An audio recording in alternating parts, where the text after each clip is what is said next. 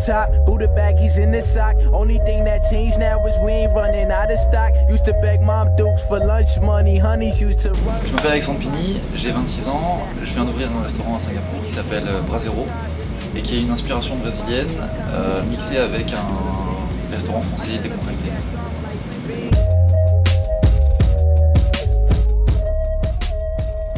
J'ai fait une école d'ingénieur en France, à Vannes, pendant 5 ans.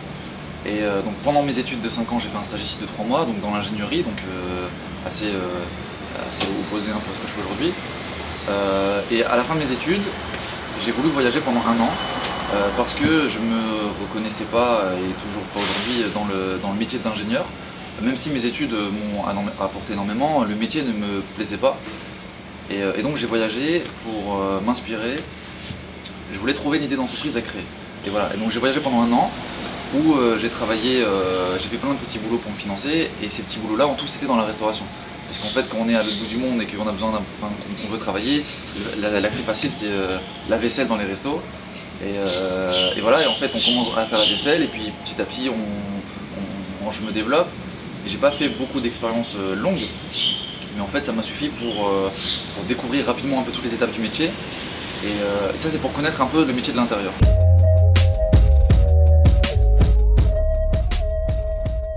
C'est au Brésil, j'ai découvert un concept de restaurant qui me plaisait beaucoup. C'est des churrascaria, donc des restaurants à viande cuite au barbecue. Et en fait, premièrement, je voulais ramener ça en France. J'habite à Lille, et à Lille, c'est vrai que l'été est assez court, on ne fait pas souvent de barbecue, et je me suis dit ramener ce concept-là de viande grillée au barbecue, c'était une valeur ajoutée intéressante. Mais en parallèle, j'ai réfléchi, Singapour m'a énormément plu, j'aurais bien aimé vivre une expérience à l'étranger de 3, 4, 5 ans. Et voilà, et donc j'ai réfléchi plutôt à adapter ça à Singapour. Et donc après mon année entière de voyage, je suis venu ici pour étudier un peu le projet que j'avais en théorie, en concret à Singapour. Et voilà, et 4 mois après, 5 mois après, c'était ouvert Brasero.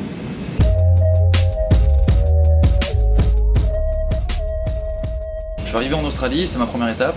Et l'objectif c'était vraiment de travailler pour tout de suite être assez léger financièrement et me dire c'est bon, c'est accessible de voyager pendant 1 an. Et donc j'ai trouvé un petit boulot dans la restauration. Et l'anecdote c'est que c'était un resto qui venait d'ouvrir. C'est-à-dire que j'ai travaillé le premier jour avec eux. Donc j'ai vécu tout le démarrage d'un restaurant pendant 3 mois. Et ça c'était super intéressant, super enrichissant.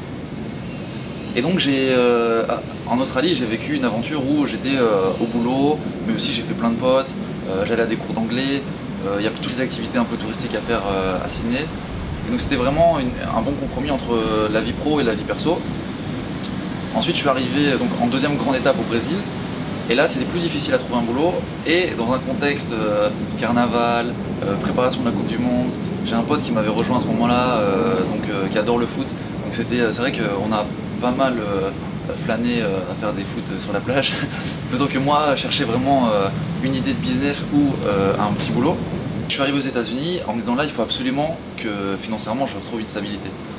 Et donc aux États-Unis, mon objectif c'était seulement de travailler. Je voulais vivre une expérience super intense.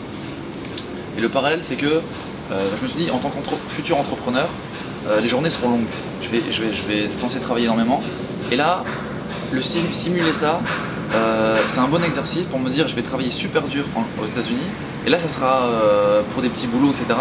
Et donc quand je le ferai pour moi, ça sera peut-être plus facile parce que ça sera pour mes projets, ça sera pour mes objectifs à moi. Et l'après-midi en fait j'avais du temps libre, je finissais le boulot à 14 h. Et donc je suis allé démarcher la chambre de commerce parce que c'était tout le temps une étape qui permettait de rencontrer des Français entrepreneurs. Donc j'allais aux chambres de commerce et grâce à ça j'avais des contacts. Et en fait ils m'ont proposé un petit boulot de bénévole. Donc je revenais du Brésil avec une idée d'entreprise. Et grâce à mes 3 mois à la chambre de commerce, j'ai pu créer un business plan, aider grâce à mes collègues qui eux, c'est leur métier de faire ce genre d'outils. J'ai fait un business plan qui était vraiment au point, mais revu et revu et revu. C'était l'idée. Grâce à eux, en fait, on a énormément discuté sur quels sont les risques, quelles sont les éventualités, quel est le budget, quel est le planning, etc. Et ça m'a beaucoup aidé en théorie. Et donc je suis sorti des États-Unis avec une expérience super intense où j'avais des journées essentiellement dédiées au travail, mais à mon projet aussi professionnel. Et en fait mes petits boulots, notamment le food truck, c'était donc un camion qui se déplace. Et donc grâce à ça, tous les jours je suis dans un lieu différent. et je rentrais en vélo. Et donc en fait je visitais tout le temps en même temps, et donc dans 24 heures j'arrivais à atteindre mes 3 objectifs qui sont visiter, vivre un truc intéressant et financièrement retrouver une stabilité. Voilà. Et dernière étape, je suis arrivé à Hong Kong, et là Hong Kong c'était l'idée d'un exercice pratique. En fait Hong Kong, donc j'avais le projet de venir à Singapour, j'hésitais en fait entre l'île et Singapour, et Hong Kong et Singapour sont assez similaires. Et je me suis dit, en allant à Hong Kong, c'est intéressant de vivre un exercice où je simule ma création. Là j'ai une idée, j'ai trouvé un concept de restaurant qui me plaît, j'ai travaillé en théorie avec le business plan, et maintenant je vais aller le simuler pour que ça puisse me faire gagner du temps à Singapour. Donc en fait, j'ai revu toutes les étapes, enfin j'ai appris, parce que c'était la première fois que je le faisais, toutes les étapes de création. Donc création administrative d'une société, j'avais des rendez-vous avec des agents immobiliers pour trouver un local, j'ai rencontré des fournisseurs, donc j'allais visiter les entrepôts pour choisir ma viande, mes produits. Vraiment une palette, j'ai fait une étude de marché, enfin voilà, j'ai essayé de balayer toutes les étapes qui, en le faisant à Hong Kong, devraient être censées déjà vivre un truc et me permettre d'aller plus vite à Singapour. En fait, mon objectif numéro 1, c'était de vraiment trouver un projet d'entreprise. Et je l'aurais vraiment vécu comme un échec profond si en rentrant en France après 1 an, je savais toujours pas ce que je voulais faire plus tard. Et ça vraiment ça aurait été gênant. Et donc j'ai essayé de vivre à fond, de profiter, de découvrir plein de choses, mais j'avais tout le temps l'esprit vif sur l'opportunité professionnelle, rencontrer l'entrepreneur qui va me donner le message, qui va me faire comprendre que finalement c'est pas si compliqué que ça, l'idée intéressante, que ce soit en étant consommateur ou en l'observant de loin parce que ça coûte trop cher, non, j'étais vraiment focus sur ça, parce que je savais que j'avais pas de plan B en fait.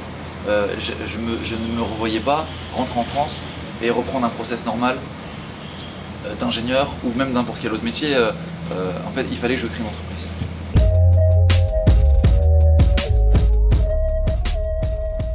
En fait, Singapour, c'est un pays super accueillant, très mixte, donc on a plein de populations, plein de communautés qui vivent ensemble. Pour autant, c'est de plus en plus difficile d'immigrer. L'immigration est freinée par le gouvernement.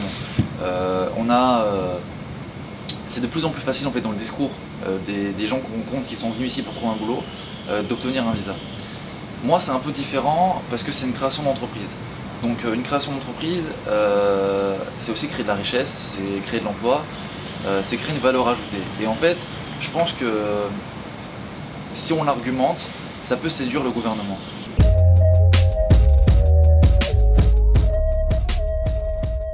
Alors comment je vis? Alors moi je vis dans le grenier du resto. En fait c'est un resto à 3 étages, donc on a l'étage rez-de-chaussée et l'étage qui sont pour la clientèle.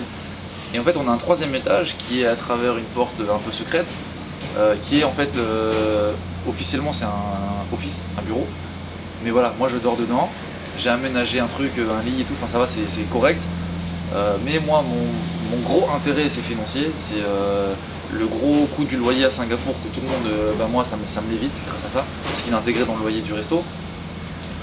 Deuxième point, c'est que je suis jamais en retard au boulot, et surtout voilà, je gagne énormément de temps. En fait avec le petit budget que j'aurais eu pour me loger, j'aurais été super loin et j'aurais passé 1 heure de transport et là je suis à 100% ici, et c'est un peu chiant des fois, mais non en fait je suis dedans, je fais le truc à fond.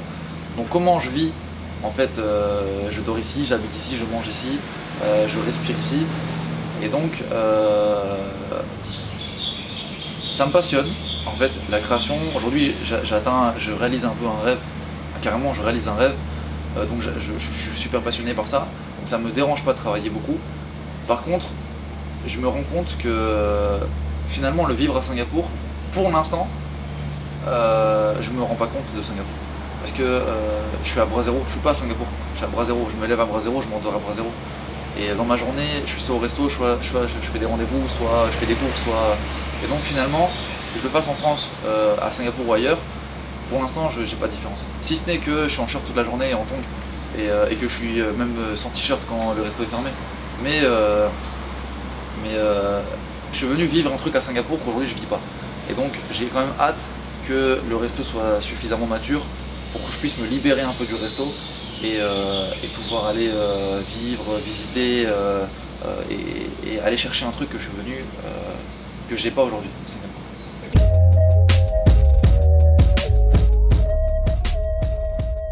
Non, moi, en fait l'idée c'est de faire 5 ans, 4-5 ans.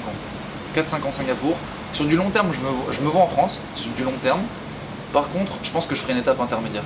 Donc je pense qu'aujourd'hui j'ai envie de faire 4-5 ans Singapour, 4-5 ans encore ailleurs, et après on rentre en France. Et si tout va bien, quand je rentrerai en France, pour avoir une stabilité en France, j'aurai quand même un mode de vie très voyageur. Parce que si tout va bien, j'aurai bras zéro à aller gérer de temps en temps à Singapour, ou ailleurs, en Asie, ou ailleurs dans le monde.